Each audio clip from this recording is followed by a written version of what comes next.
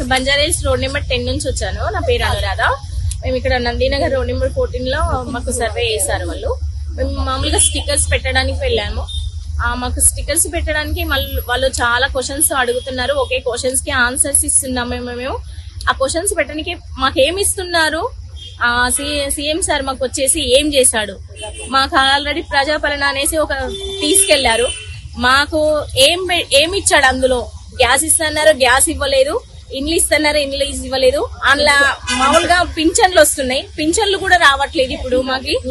ఇంకా మాకి 2500 వస్తాయని చెప్పారు, అవి కూడా రావట్లేదు. ఏమీ రాకుండా ఇప్పుడు మేమేం చేయాలి? రేషన్ కార్డులు కూడా ఎవరికి ఉన్నోళ్ళకు ఉన్నాయి, లేనోళ్ళకి లేవు. ఉన్నోళ్ళు కూడా పోతాయా అని వాళ్ళు భయపడుతున్నారు. ఇప్పుడు ఇవి మేము డీటెయిల్స్ ఇచ్చామనుకో, మాకు ఉన్నాయి కూడా పోతే మేము ఏం చేయాలి? ఇప్పుడు హౌసెస్ కూడా చాలా వరకు అక్కడ చెరువులలో తీసేశారు కదా. ఇప్పుడు మేము మా డీటెయిల్స్ ఇస్తాం, మేము సొంత ఇల్లు ఉన్నాయి అన్నారు. మా మీద ఏమైనా పెండింగ్ చేస్తారేమో, మీరు వచ్చేసి మీరు బాధ్యత వహిస్తారా మేము ఇచ్చిన డీటెయిల్స్ కి? మేము దరఖాస్తులు కూర్చున్నాం, చాలా వరకు కూర్చున్నాం, చేశారు కూడా, చేసాము, ఇచ్చాము, మావి కూడా ఇచ్చాము. మాకు ఏమొచ్చినాయి మాకు అసలు వాళ్ళు బ్యాడ్ వర్డ్స్ వాడండి. సార్ ని తిట్టంది అయితే లేదు సార్, చాలా వరకు గర్ల్స్, లేడీస్, పెద్దవాళ్ళే తిడుతున్నారు, వృద్ధులే తిడుతున్నారు. రేవంత్ రెడ్డి సార్ నే తిడుతున్నాడు.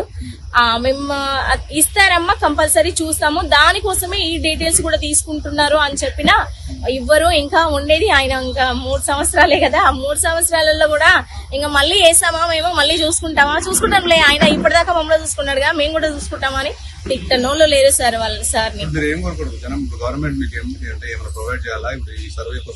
సార్ సర్వే చేస్తున్నారు. సర్వే చేసినప్పుడు మనకు దేని గురించి అయితే పెడుతున్నారు, విద్య అన్నప్పుడు పిల్లలు ఏం చదువుకుంటున్నారు, వాళ్ళకి యూజింగ్ కావాలి సార్, కంపల్సరీ వాళ్ళకి యూజ్ వచ్చేది. వాళ్ళకి చదువులలో చాలా వరకు పేదవాళ్ళు ఉంటారు, పేదవాళ్ళకి కనీసం గవర్నమెంట్ స్కూళ్ళల్లో ఎంత ఏముంది అని చూడాలిగా. ఇంతవరకు చూసారో లేదో నాకైతే తెలియదు, కానీ కంపల్సరీ పేదవాళ్ళకి సహాయం చేయాలి.